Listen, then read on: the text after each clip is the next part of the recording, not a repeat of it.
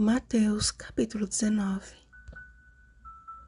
Jesus, fitando neles o olhar, disse-lhes: Isto é impossível aos homens, mas para Deus tudo é possível. Versículo 26. A jornada terrestre de Jesus incluía constantes viagens em busca das ovelhas perdidas da casa de Israel. Multidões o seguiam e ele as curava. E entre ensinamentos e curas, Jesus também era experimentado pelos fariseus, que frequentemente o interrogavam acerca de questões da lei. Na verdade, a questão do divórcio era algo muito sério e que lidava com consequências eternas. O repúdio tornou-se algo corriqueiro, como bem disseram os fariseus, por qualquer motivo, sendo que Moisés o permitiu, na condição de ter achado o marido coisa indecente na mulher, Deuteronômio capítulo 24, versículo 1, justamente na tentativa de evitar a prática do divórcio por causa da dureza de coração do povo. Ao fazer menção da união entre Adão e sua mulher no Éden, Jesus deixou bem claro o seu modo de ver o casamento, uma instituição sagrada. Jesus mesmo disse que nem todos são aptos para receber este conceito.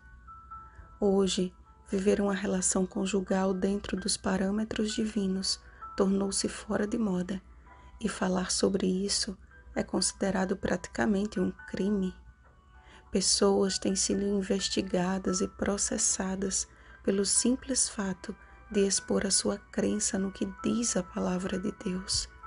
A vontade do Senhor para o matrimônio e a sexualidade são claramente revelados desde o princípio, e ainda que existam dificuldades pessoais quanto a isto, Jesus assegurou que existe sim oportunidade de escolher o celibato voluntário por amor a Ele, pois muitos a si mesmos se fizeram eunucos por causa do reino dos céus. Mas além dos casados e solteiros, Cristo também lidava com outras classes de pessoas. Dentre elas, uma lhe era muito especial e transmitia leveza à sua pesada lida: as crianças. A empatia, simplicidade e sinceridade dos pequeninos enchia o coração do Mestre de uma doçura singular. E a fim de que seus discípulos pudessem desfrutar de semelhante bênção, declarou: Deixai os pequeninos, não os embaraceis de vir a mim, porque dos tais é o reino dos céus. Entre seus ouvintes, porém, estava alguém que tentava assimilar todos esses ensinamentos e cujo coração se enterneceu ao ver Jesus recebendo crianças com tanto carinho. O jovem rico havia aprendido em sua infância a guardar os mandamentos, mas nunca tinha associado a obediência com o amor. À sua pergunta: Mestre, que farei eu de bom para alcançar a vida eterna?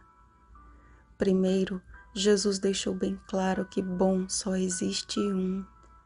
Portanto, é a bondade de Deus que deve estar em evidência e é ela que nos conduz ao arrependimento. Romanos capítulo 2, versículo 4. O primeiro passo na direção do reino dos céus.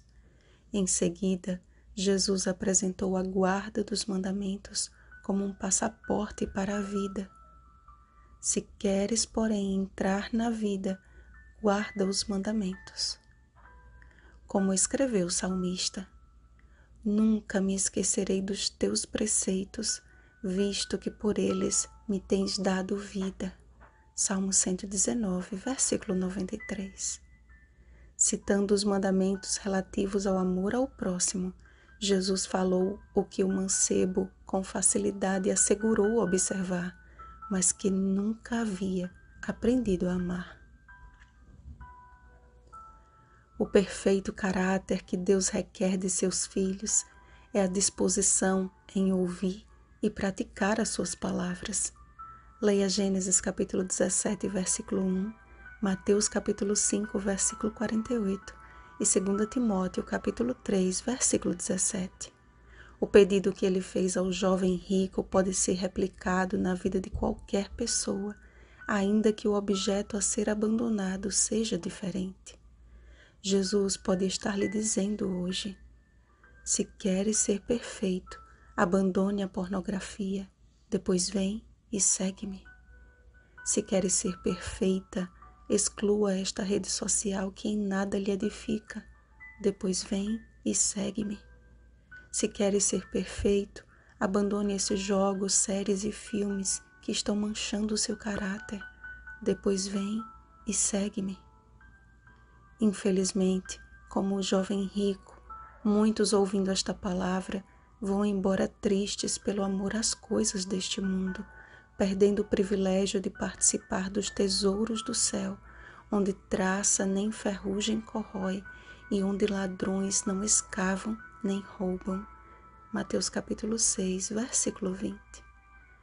A verdadeira riqueza está em uma vida de santificação no Espírito. A inquietação daquele jovem tem sido a de muitos hoje, que ainda que reconheçam em Jesus um mestre, alguém que dispensa uma multidão de ouvintes só para dar atenção a crianças, não estão dispostos a depor dos ídolos do coração a fim de segui-lo. Guardar os mandamentos não se trata de uma imposição dada por um Deus arbitrário, mas de uma proteção dada por um Deus amoroso. É como numa ilustração dada em certa lição da escola sabatina, em que uma garotinha nadava com seu pai no mar, quando perceberam que a correnteza os tinha levado para águas mais profundas. O pai então instruiu a garota a boiar e aguardar, porque ele nadaria em busca de ajuda e voltaria para buscá-la. 4 horas depois, seu pai e os socorristas a encontraram tranquila, boiando em alto mar. Chegando na praia, estranhando a comoção de amigos e familiares, ela disse mais ou menos assim: eu só fiz o que o meu pai mandou, pois eu sabia que ele voltaria para me buscar. É tão simples, não é mesmo?